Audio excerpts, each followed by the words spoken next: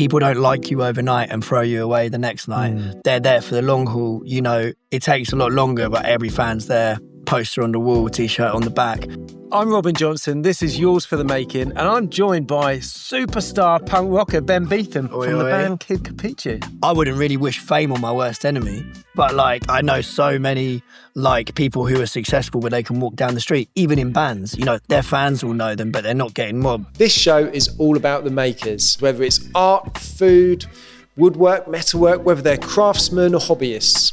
This show is all about making. It's actually worth mentioning that, like, as of this year, like, there's going to be a time when me and G-Mac are going to be actually stepping away from the band. You then look into new musical horizons and what they can bring. You know, how much something is given to you, a chapter of life within what's going on, with what's been going on in your life, and then how you take those experiences forward into transferable ways and see what the future holds. I'm Robin Johnson, this is Yours for the Making, and I'm joined by superstar punk rocker Ben Beetham from the band Kid Kapichi. How you doing? I'm good, Ben. How are you? Yeah, really good, thanks. What's been going on? Yeah, just been busy actually. Just got back off tour a couple of weeks ago. Went out with You Meet at Six on their farewell tour actually, which took us to some pretty wicked venues. And also did some headline shows peppered in between some underplay sort of size shows, and it was kind of good to do that because it kind of kept it fresh. You know, there were certain like big venue shows where you're playing to a support crowd, or little shows where you go into a headline, and then like highlight of that tour was probably actually Not to Clang, but yeah, like did a Royal Albert Hall supporting Sex Pistols, which was pretty sick. So yeah, just been doing that, getting into record making mode at the moment, album 4. So like Album 4? Yeah. Oh my goodness. Yeah.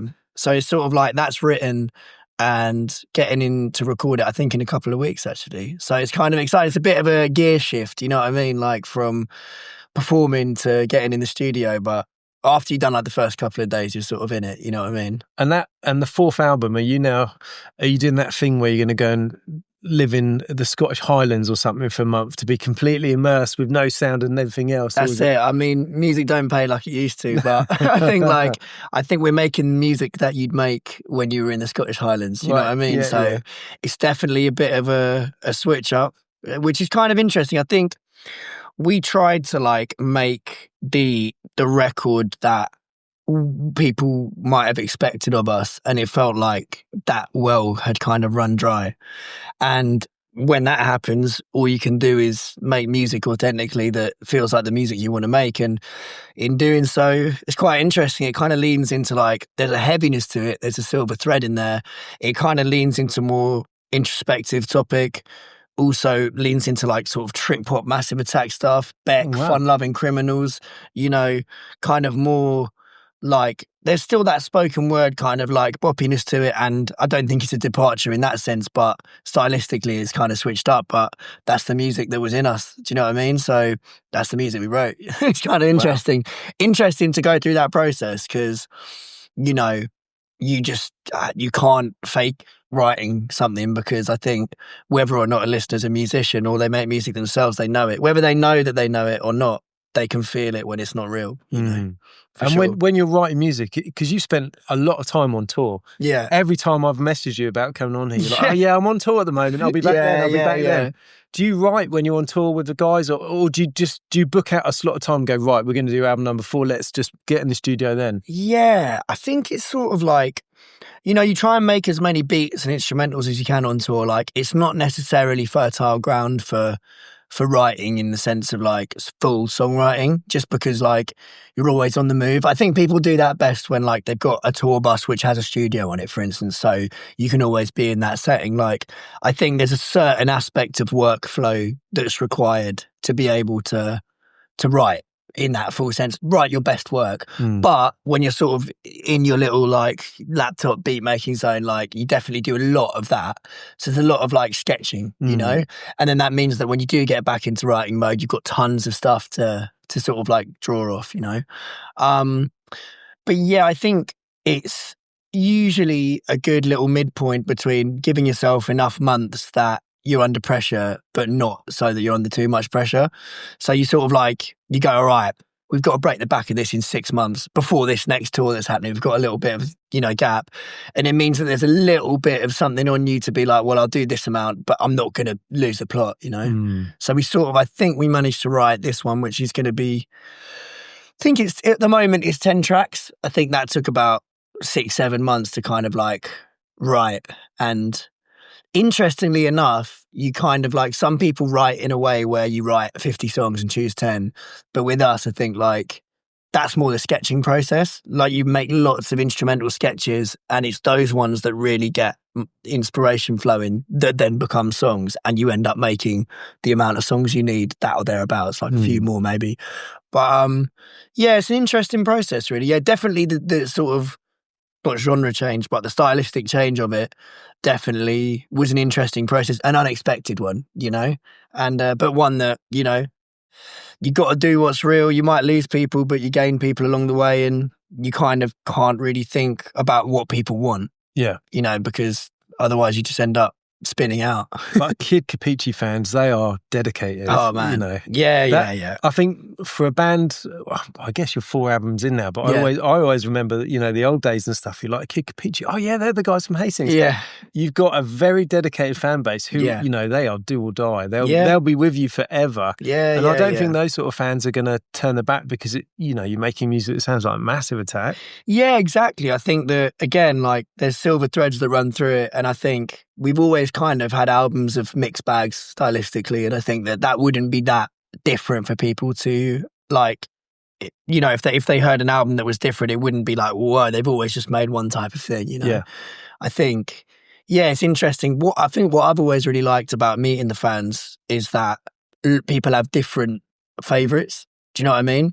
Like people will be like, oh, I really love that song. I really love that song. And sometimes there'll be like album tracks and stuff that's a little bit different. Yeah. So, it's, I think you kind of have internalized that when you're writing music, because you're like, you're not going, oh, it's an album track. You're going, that could be someone's favourite. Yeah. So you kind of like put everything into every track, And when you write music with the guys, is it, you've gone through your sketches, you've got your beats, do the whole 4 of you sit down and go, right, this is what we're doing, let's vibe on it? Or is it kind of you and someone else, or do you sort of take turns? Yeah, so typically the process is that like, me and G-Mac on drums will sketch out lots of instrumental stuff, and Eddie's involved in that process sometimes as well. But a lot of the times historically we'd set up a mic in a room and just have like a one-on-one improvisation for like 2 or 3 hours and just record the whole thing.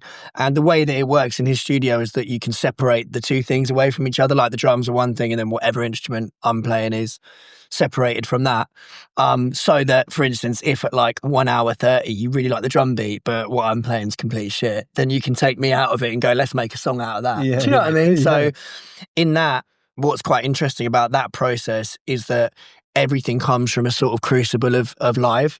So you already know that rips live because that's how it was created. Yeah. So then you can remove it from that setting, take it into a production setting, create whatever layering and production you want on that, and that at its nucleus and at its heart, it will translate live because that's where it began. Yeah. So, and then once, those instrumental sketches are there, like me and Jack will often do the top lines together, like, and just kind of like, that's usually how it works. And that then opens up the gate for, doing it in a slightly different way, where maybe you do a song on piano or write more traditionally around a guitar or something like that. And then that doesn't feel like that's the only way you can write a song. And it keeps everything a little bit fresh. You know what I mean? Yeah, nice. I think that's a good way to describe a lot of your music as well. Yeah. Every song that I hear from you, it's a Kapichi song. Yeah. But it doesn't sound like the last one. Every song's fresh. And every time I hear a new one come out, I think, oh yeah, the boys have done good there. Yeah. And you've been working with a lot of different artists as well. Yeah. You did...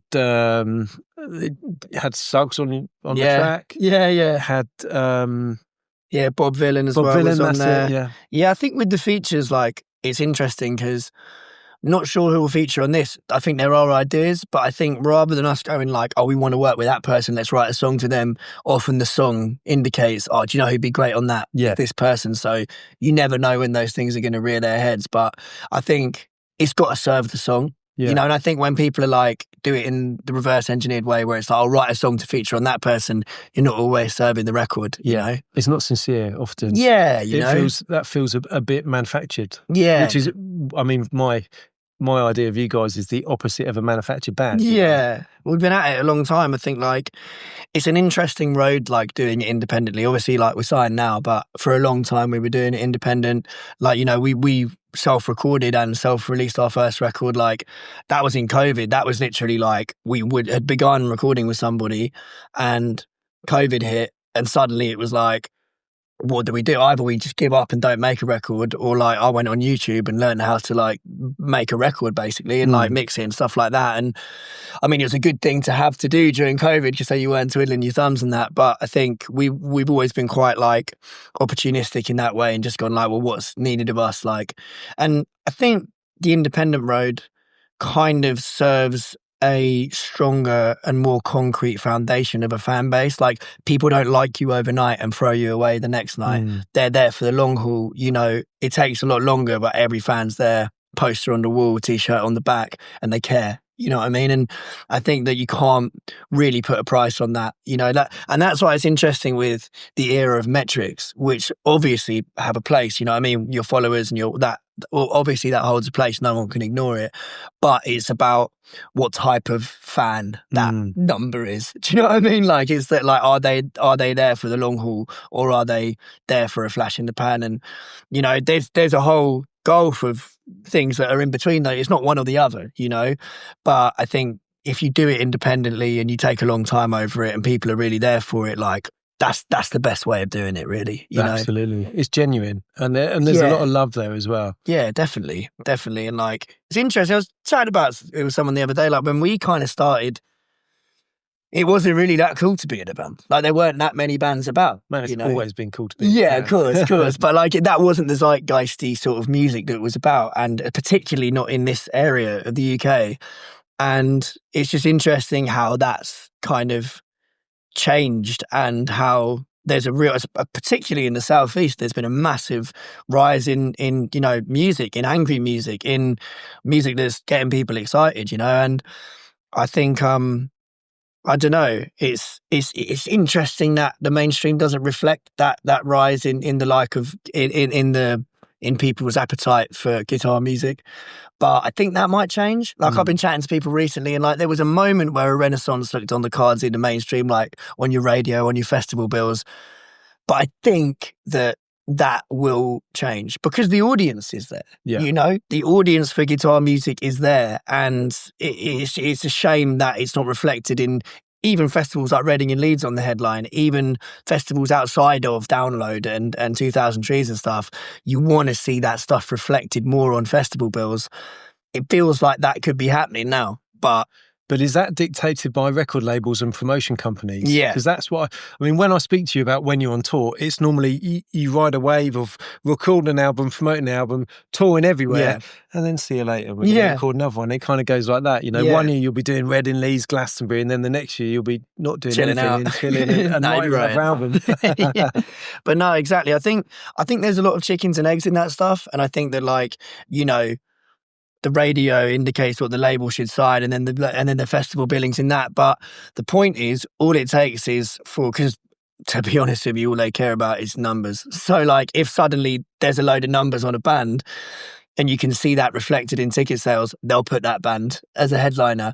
But I think it does take everybody kind of breaking norms within promoters and within labels and within radio, and the right type of artist to come along that crosses over in a way that feels like it belongs in that mainstream place. But again, there are other, like, you see with, like, there are certain artists that come along who you can see that machine and that mechanism is in place if it wants to be, to make somebody big. Yeah. They need to be good. Do you know what I mean? They need to be able to fill that role. But so many are. But you can see that when the right thing comes along and everybody sort of colludes among each other to go, right, let's make this thing the thing. Yeah. It can happen. So it just takes that to be agreed upon that that's going to be a guitar band, you know, or guitar music of some kind. But it feels like that's happening more and more because of, I don't know, just the proof that the appetite and the audience are there. You know what I mean? And what else do you think it'd take though? You've got the appetite, you've got the audience. What other factors need to come into place for that to happen? It's difficult to know. Probably, I don't know. It is probably like trends to change in labels, or because that's the thing. Is like it's possible now to have success independently of a label. You know, like agency is completely with an artist to be able to have success as themselves. But if you're talking about a festival billing, that includes the industry, you know, and obviously there are independent artists that get that. You see that all the time, but it's two different things. It's like having success is one thing, being a part of the mainstream industry machine is another.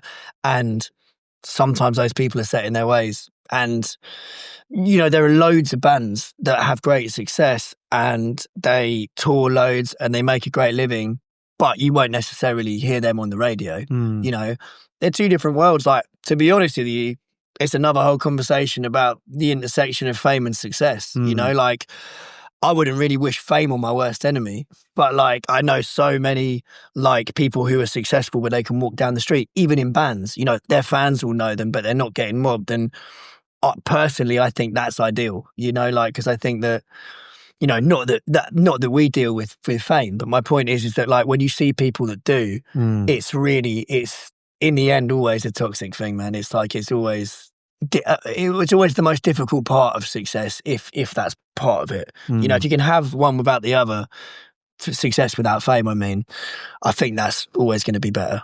Really? That's an interesting take. There's a lot of people that would wish the other way. Yeah. I mean, there's loads of people out there that want to be famous, don't really care about success, but they want to be. It's a vanity thing, I think. And but I think if you've had a taste of it, what it could be like and the privacy that you suddenly lose. Yeah, definitely. Could be pretty tricky. Yeah, I think it always ends up, I can't really think of many situations where it doesn't end up in a way where a person is going, fuck this.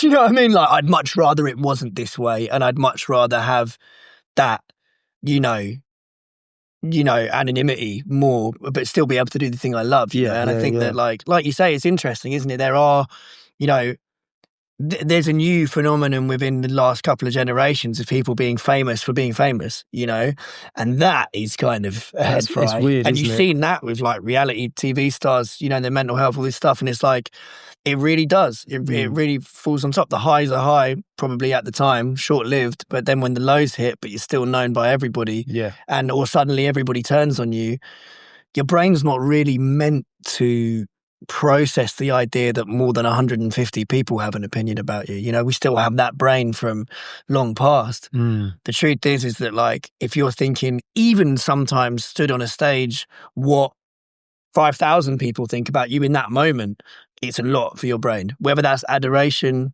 or not. You know, it's an unusual process for your brain to take on. And that's an interesting thing about touring as well, you know.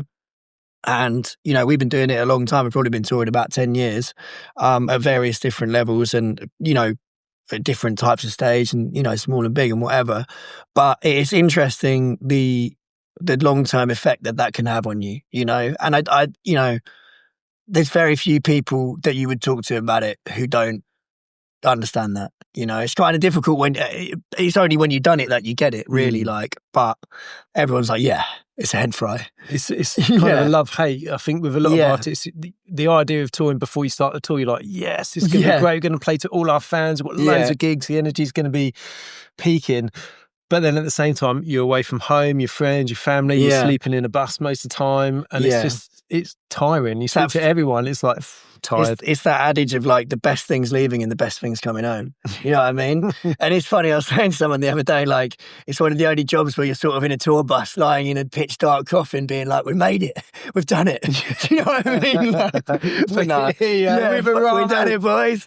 But like, nah, like jokes aside, obviously, because that stuff's all really fun. And it's really fun as well, you know. It's really enjoyable. Like the getting to perform all the time is really nice, and being able to, you know, we're lucky as well in our band, like we're all really old mates, you know, like and for all of the time that we've been together within it, it's like there's always that kind of, understanding and camaraderie within it that allows you to not be strangers that met in a magazine or like looking for a drummer. Like, I don't really know these guys, but like we do this job together, because you do meet bands like that and it's a different dynamic. Sometimes the other end of the scale that's very professional is like, it can be a good thing, but it's also, there's no replacement for genuine old school friendship that can kind of take you through, and you come from the same place, you come from Hastings. Well, you boys are practically family now anyway. Dude, we've all known each other forever. Like, you know, G-Mac and Eddie did their first gigs at 13 in the Carlisle. Do you know what I mean? So it's like we've all been playing together forever, and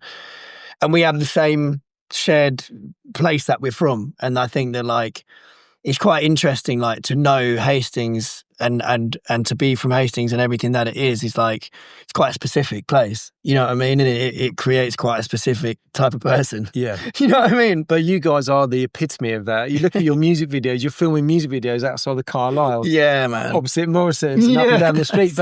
But it's brilliant to see, because you're proud of being from around here. And a lot of people that are from Hastings, me myself, when I was a teenager, I couldn't wait to get out. And when I left Hastings, I was almost embarrassed to tell people that I was from Hastings. We had the highest teenage birth rate of the whole of Europe, the biggest levels of unemployment. And I'd sort of meet people and they go, "Where are you from?" I'd go, "Near Brighton."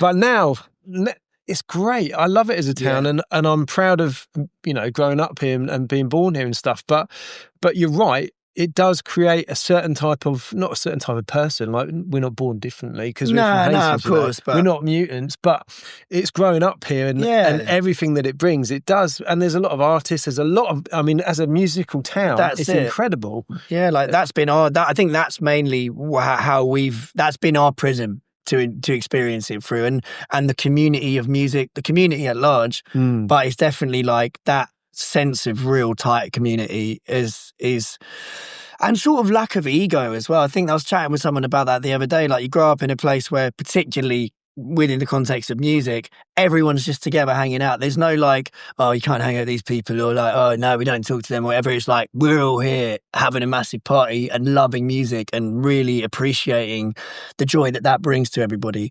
And I think that like, like, even when because similarly to you, when we were teenagers, there was always a bit of like, oh, you know, like, can't wait to get out of here. But as soon as you can integrate yourself into that party scene, music scene, whatever you want to call it, that was when we were like, wow. And that was when we were starting the band. And like you say, so many bands, not just from Hastings, but in general, would always try and sort of shirk where they were from and sort of be like, no, I fucking hate where blah, blah, blah. We were always sat there going, Hastings is great. Like, do you know what I mean? It's really, really fun. There's all these big festivals and like there's loads of gigs all the time. It's wicked. Like, always flying the flag of it, because it was genuine. It was at that time like what he'd given us musically, because that was our lives on music, you know. It had been so much that you couldn't not shout about that and be excited by it, you know. And it also transcends genres as well. You know, what you're doing as a band is completely different to some of the other stuff. You know, I came to your HMRC, the Hastings Mega Rave Club at Christmas. What a wicked name. Yeah, it's wicked. Well, I told my missus, I'm going to the HMRC tonight. She was like, oh, are you in trouble again? Are you in trouble again? Not with them guys. I was like, no, it's the Hastings Mega Rave Club. And, you know, it was just literally a rave in a pub. Mate, with the drums live as well. It's wicked. Like, we kind of had that idea from like, we'd been to our mate's stag do, me and G-Mac, and we'd had this mental setup. It's in the middle of Wales, where like there was this big room. Half the room was like all band set up, like keyboards, like drums, everything like that. The other side was like full set of decks, like all the decks, but all hooked into the same PA. In this room where, for whatever reason, the reverberate, like the resonance in this room was enormous, like to the point where like I'd be playing bass, like the thing in a pint glass would just explode, you know, like it was that thing. Anyway, we basically played music for like 2 days, like kind of bouncing off DJs that were there and kind of like locking in and slipping in around that. And then it was so insane. It was one of the most amazing musical experiences of my life, to be honest with you. But after that, we were like, we could do that as a gig. Do you know what I mean? Like, when we sort of did it in its most raw form, we were like, cool, you know, we'll get a kit and a bit of percussion and a DJ rig and we'll see how that slots in. And I think we're just trying to do it a bit more and feel it out and not be in too much of a rush with it, but see how that can work. Because particularly with how G-Mac plays, it's sort of, she played with a lot of DJs who are like, yeah, that can be really shit sometimes when people try and play along. But the way he plays, where he's not trying to emulate the backbeat, he's trying to slip in between. And how little can you play and how can you complement what's going on rather than trying to be a little cowbell and stuff in the background. Exactly. It really works. Yeah, and it really does. All those DJs were like, this is wicked. And you're kind of like, cool, well, it sort of has some legs. Good festival thing, do you know what I mean? It could be an interesting sort of it was like Christmas Eve or something like that. It's good timing, and it's just like a really fun night as well. Yeah. Have you got plans for more of them? Yeah, definitely. Like, it's interesting actually. Like, so like speaking of other like musical things that are happening, it's interesting actually. Like, so funnily enough, like talking about all the band stuff, it's actually worth mentioning that like as of this year, like there's going to be a time when me and GMAC are going to be actually stepping away from the band, you know, which we've been talking about for a bit amongst everyone, all completely amicable, everyone's in good vibes. And it's interesting actually, like how, you know, you then look into new musical horizons and what they can bring, you know, how much something is given to you, a chapter of life within what's going on, with what's been going on in your life, and then how you take those experiences forward into transferable ways and see what the future holds, you know, lots of unknown and exciting horizons. But I think you feel having done something like being a band, which is so many things, how much you can carry forward from that and what it's taught you to be able to do any number of things, you know. It's interesting, you know. It's a very big change though. It's a big change, but one that is, I think, like we were saying earlier, you know, what's been really interesting about that process has been that where we all go back so far, and that brotherhood we was talking about before, where you all have known each other since you were kids. All there is love and understanding within those decisions of going, everyone gets to do what they want to do. Like the band gets to carry on, but they're going, well, we don't want you to do something that you're not feeling. But everybody, you know, we're still making that record, and we're still going through and in a transitional arc that everybody's happy and there's care there, you know, and there's a lot of love. And it's kind of bizarre because usually those things are World War III whenever you hear about those stories of stuff. But I think it's testament to our history and to our connection that it's not like that. Do you know what I mean? And that it's like, yeah, there's a lot of, it's all good vibes. So the band's going to carry on. Yeah. Jack and Eddie carry on, and they'll get... Yeah, a couple of other guys in, I think. Like, that's kind of a conversation at the moment. But yeah, so it's interesting. And I think like I was saying earlier, you know, like touring is kind of a mad thing, and it's been really, really fun for like all the time that we've done it. But I think that like as it's gotten into slightly later like parts of that chapter, I've sort of realised I've been making more records and being in the studio a bit more, like working with other bands, like, you know, and really enjoying it and feeling a sense of belonging in that. And then kind of like having a bit of a shift in what you feel is your sort of authenticity, what's your truth. And then kind of going, actually, it's quite like being in a band, if you do it right, has to be your holistic priority. Like there's nothing else. It takes up all your time and all your focus.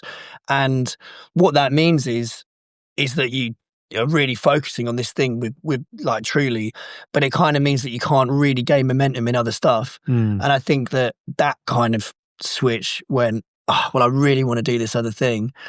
So I kind of need to be able to focus a laser beam on that and build momentum in it. So it's weird. You just kind of have to, I suppose, make that known and think about it for a long time. Let the seasons of life like change with that decision and see if you still feel that way. And then be open and honest with the people around you. And you're not pulling the rug out. You're not going, right, yeah, tomorrow I'm off, see you later, you deal with the mess. You're going, right, how can this work so everyone gets what they want? And that feels like the place that we're in at the moment, which is, it's nice. It's a mature thing to be able to do that. Yeah. You know, a lot of people, the emotional maturity that demonstrates is quite advanced, I think. Yeah, well, all four of us kind of were able to exist in that way with it. And I think like it feels like a blessing. Do you know what I mean? Because it's like when you have a thought like that, your anxiety is that it's going to blow up. And then when it doesn't, you're just like, it's testament to those guys that you love and how fucking amazing they are, you know what I mean? But is it going to be like when you break up with a girlfriend and then when they get your replacement in, you're like, oh, God, just one more gig. Just one more gig. Yeah. I'm about tonight, actually. What are you up to? You are.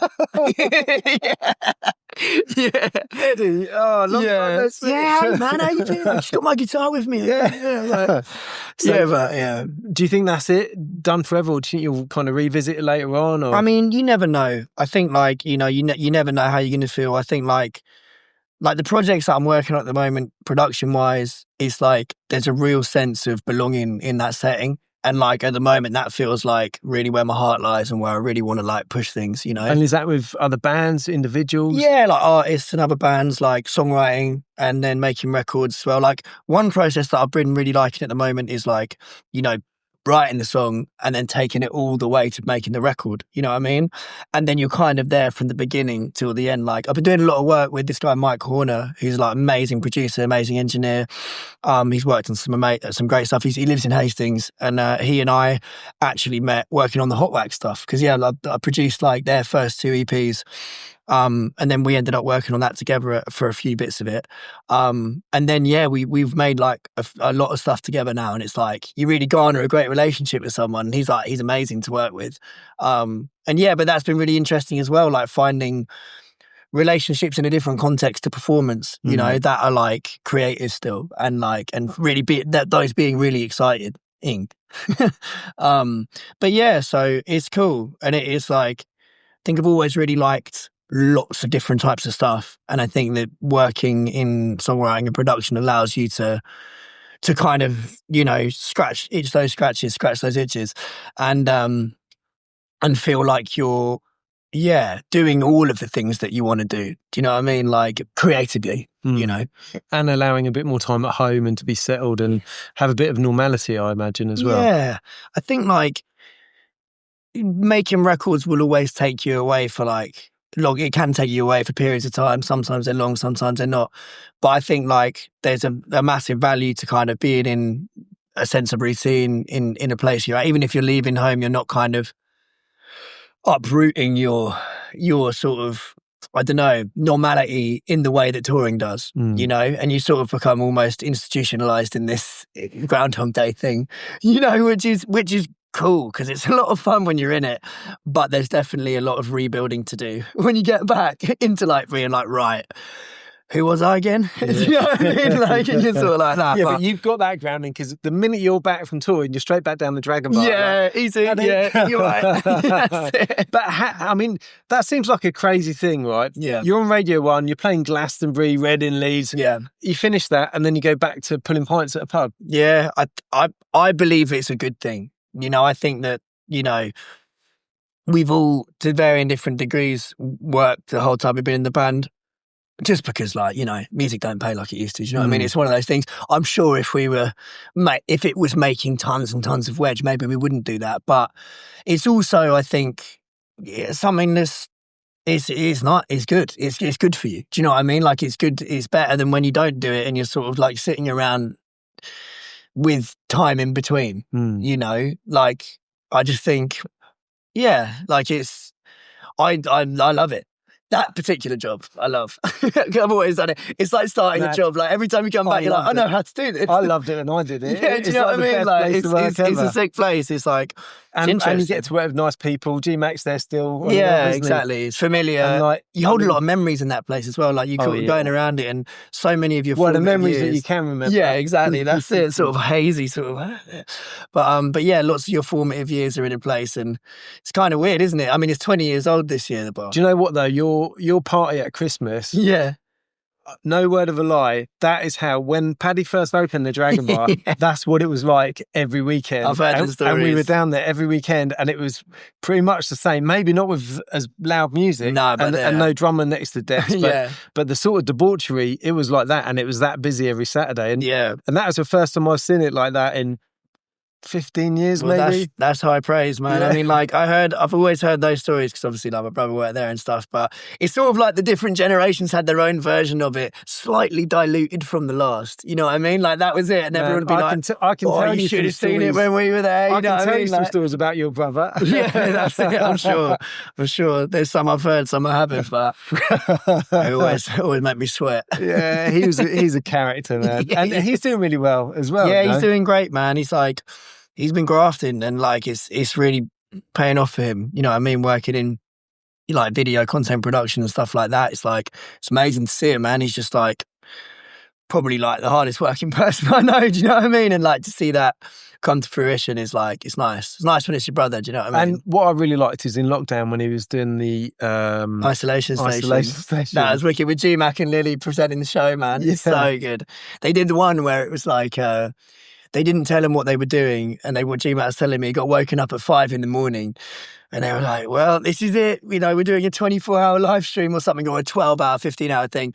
Don't know where we're going. And they took him on a fishing boat, out on a fishing excursion. And they had to basically host being like, killing crabs on live on the thing, being like, hey, so trying to fill time. Like, so what you doing? He's like, still driving the boat, man. Do you know what I mean? Like, still trying to keep it fresh.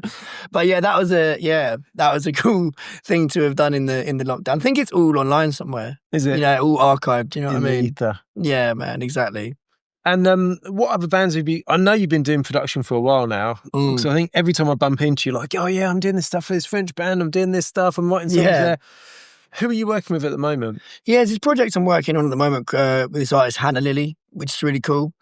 And that's been like the last few weeks, the most recent thing, and that's really cool. That's kind of like accessing a sort of I don't know, almost like a Paramore, like Linkin Park-esque thing, but like kind of with a more indie pop like aspects to it as well. But it's really cool. That's been something where it's been going from the writing of the song to the making of the record, and yeah, like that's been really, really fun. Like again, it just keeps things fresh for you because you sort of go, oh cool, well, I really love that music, like let's make some of it. And then, you know, but it's always, do you know what's really interesting? Like she's an amazing melody writer and songwriter, and the thing that's interesting about that is that sometimes when guitar music gets loud, you can kind of hide the song behind it a little bit. But with this, it's like the songs are just like great. The songs I haven't written. Do you know what I mean as well? But like, do you know what I mean? Like you're like, nothing's been allowed to slip through the cracks melody wise. So you're sort of there going like this everything hits, you know. So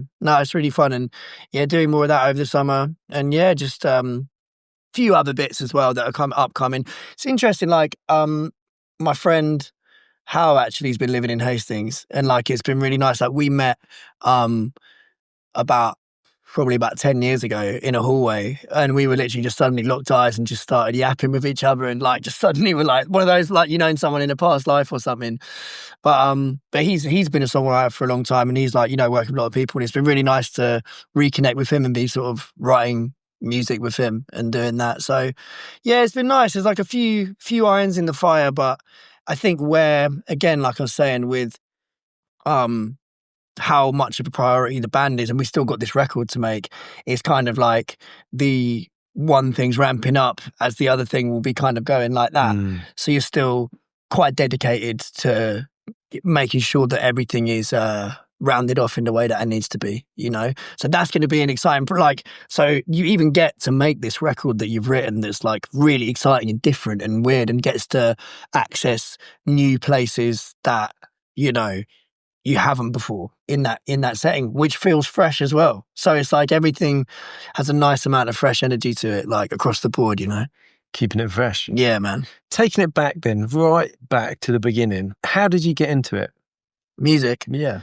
Yeah, well, it's interesting, man. It's like kind of like had quite a musical surrounding growing up, and like, you know, there's always a lot of, you know, just parties going on and music at those parties. So it was always felt like a natural thing. Like me and my cousins and stuff would always be, you know, at instruments and kind of like, you know, in that party setting, just like having a laugh with it and getting into it and being encouraged to do so, you know. And I think that like, yeah, then it was weird. Like I didn't really like engage with music in that way. Like, obviously you do the recorder at school, you do the violin or something, do you know what I mean? And you're sort of a bit like, oh, this is long, you know? But it was, I think, when I was probably like kind of a late bloomer, but 14 or something, when I got a guitar. And then that was really like, that felt like a turning point where no one's asking you to practice something. It's just always in your hands and you're just like addicted to it. And then a couple of years later, somebody's like, do you want to play live? You know? And that was kind of, I remember the first gig I ever did was with Sam Wills in the Pizarros, just me and him, just an electric guitar and vocals. Really? And I think a few on piano for him, but I remember that gig and just being so like terrified of it, but buzzed afterwards. How old were you then? Probably about 15. Really? You know, so it was pretty soon after picking it up, it was just like, right, gig, you know? And I've always been pretty like shit at practicing, you know, like I've always been quite like, I don't know whether it's something in my head or whatever, but I find it really difficult to like lock into practicing. But gigging has been the education of how to play, you know, and getting your chops up to be good enough to do the gig that you're being asked to do has always been that. So I'm not technically the most amazing, quickest, whatever, but I think that like the way that you learn to interact with other musicians bleeds into songwriting. The way that you learn to hold time and be percussive with how you play, that all comes from gigging. And I literally, whenever I'm teaching people guitar, I'm like, as quickly as you can get to playing live, if that's what you want to do, do it. Literally get out there and just like be afraid of it and just get into it, because it's the ultimate crash course, because you've got to be good enough, otherwise you're going to look like a fucking idiot. So you got to fucking, if you care enough about that, then you'll make sure you're good enough to like to nail it, and you will learn your instrument along the way. It's like kill or cure, I suppose, isn't it? Yeah, man. Conversely to that, it was in the lockdown that I really sat down with the piano, which was not live. You know, and that was way more introspective, learned that and feel like a totally different relationship with it. So it's interesting that like, it's not that I would never play a keys gig, but I'm not like rushing to do that. And it's sort of like one of them's quite like a personal therapy and the other one's kind of like you're sort of sounding the alarm and you're like, wait, it's like a party instrument. Do you know what I mean? Like, so yeah, it's interesting, man. And, do you know what? Secretly, I was hoping you were going to say I picked up the guitar and I practiced because my kids, they're desperate. Amber's desperate to be a drummer. Ollie's desperate to play guitar. We jam with them at the wedding, man. That was amazing. Brilliant. That was so wicked. They talk about it all the time. Really? All the time. It's like that is the highlight of their year, I think. Oh, mate. It was magic. But to get those kids to practice, Impossible. Just get them gigging as soon as possible, man. I'm like that. I'm like the worst for it. So like, you know, it can happen even without, you know. I literally tried later in life to go back. I was like, right, you know, you're grown up now, you know, let's do this. And literally would just be sort of, you end up writing your best music when you're when you're trying to procrastinate from doing something else. You know, when you got to go dook, and you're trying to like do your like exercises, you just end up writing something because you're like actually just trying to get away from doing the like hard work. You end up writing your best stuff. Like, I was talking to another guitarist a while ago, and he was saying that technically the best guitarists are the guys that sit at home and never gig, because they'll just sit there and go, but like put them in a gig and they will just freak out because it's so it's like an introspective thing. They just sit there at home listening to seeing how quickly they can move their fingers, but they've got no ambition to, or like it would be terrifying for them and they'll just completely freeze. Yeah. Maybe that's conversely that the best musicians are the ones that don't practice and just get out there and jam. It's something about it, and maybe there's somewhere in the middle, but I think like I've always been a big believer in like the conversation of music, and that's why like I've always been really like, I've really cherished like jamming and improvising with people, not at a gig, but also not. And no words being spoken, but everybody knowing what's coming next and doing the right thing at the right time. And there is a telepathy to that, which is, I think, the most valuable aspect of music. It's the most ancient. Do you know what I mean? It's the most spiritual and the most real, is that thing of like, for some reason, multiple people all do the same thing at the same time. And you just knew. And that's not because everyone's leading up to it and it just kind of happens and the room exists, everyone in it. That stuff. And when it happens live, it's even better because the audience are involved in that as well. And they can tell that you don't know what's going to happen. And that is such a great energy. But that conversation music for me, like more than anything, is the most important thing. Like, you know, I really believe that. Like, and we've been thinking about how you can sort of like bottle that or kind of not bottle it, but like sort of document it. There's not a lot of content out there, not to use the word content, but you know what I mean? There's not a lot of like documentation of that process of like, this is completely improvised. Let's see what happens. Like, you don't live stream it. You pick the bits where it's all going right. But like, it's an interesting thing to watch something blossom completely free. But I think like, yeah, it's very, that's the most exciting thing to me of music when that's what's happening. You're in a place that mistakes aren't really mistakes, and something doesn't sound right the first time around, you're like, I won't play that next time, sort of thing. Whereas I think when you're sat at home in a room and you've got to practice and you know what notes you have to play, you hit the wrong one, it's like, it's kind of a downer. I mean, me and G-Mac had a few times last summer where that stag do was one of them. That was all like the most mental like synergies in that room, but exploding pint glasses and like. But there's a couple of things. One of them was this festival where like we'd been like partying for a long time. We were disorientated. And like we were meant to be playing this kid. We'd been brought in just to jam because it was the people from that stag do run this thing called People's Front Room. And they were like, you've got to come and jam at the festival. So we turned up and everyone was like, what band are you in? And we were like, we're just kind of here to jam. And everyone was like, oh. Anyway, we sort of really know what does that mean?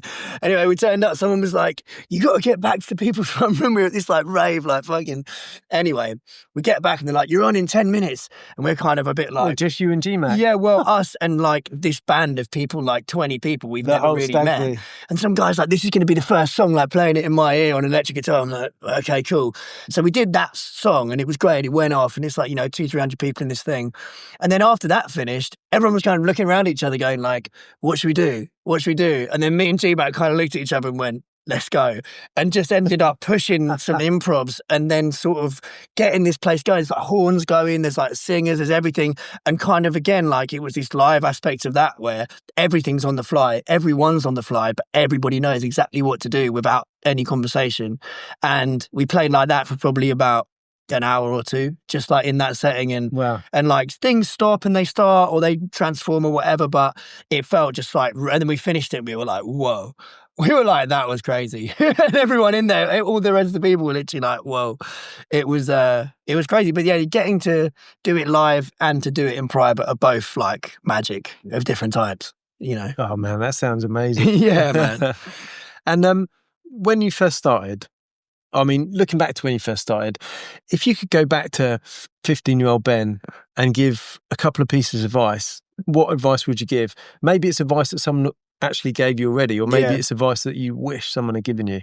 Yeah, I think that a good bit of advice that I give to people who are ever like, asking about, they're starting bands or something like that, or they're starting music is like, I think it's important to look at your journey in years rather than in weeks or months, and don't like try and give yourself a hard time because things aren't moving in that way, like I think that it's really important to like, because the wheels are changing slow in music, man, and it takes patience. If you're looking to be rich, do something else. Do you know what I mean? Like that's not why you do it. But the point is that if you look at your journey, and even when you're 15, 16, you can be a bit like, oh, I'm not good enough yet, But when you look at yourself a year ago, you're like, well, what was I like then? And that is really the metric through which you can judge yourself without beating yourself up in your progress. You know what I mean? And I think that I've definitely been guilty of like worrying that things aren't moving in the right direction quickly enough. Sometimes I'm guilty of it now, but I do often take stock of that advice even now and go, cool, wait until a year's time. Where do you think you want to be then? And in that time, you can look back and see what you've done, because, if you're there worried that you haven't got work on a single day of the week because you're not moving fast enough, you'll drive yourself mental. You know what I mean? And where do you want to be in a year's time or 2 years' time? Or yeah, just making records and writing really as much as possible, and just getting in as many rooms as I can, and really just meeting people through that as well. I think like it can quickly become about how many songs you're writing or how many records you're making, but really the truth is that it's the people that you meet and connect with along the way that are the richest part of the tapestry of music. That's certainly been the case in the band. Like, of course, there's gigs and songs that we've written that we cherish, but it's the story that's happened along the way and the people that we've met that we still are really close with now. Those are the most valuable things of that journey, and that is no different for the 10 years ahead. You know what I mean? Cool, man. Well, it's been a really good chat. Mate, pleasure, We could go for hours. Yeah, we're just getting started. Yeah. But maybe you come on again. Maybe we'll catch up in a year and we can chat about how far you've come in the year. Be on the ropes, man. I'll be like, it's been all gone horrible, yeah. But yeah, no, it's a pleasure. Thanks. That was really interesting, though. Thank you very much. Thanks for coming on.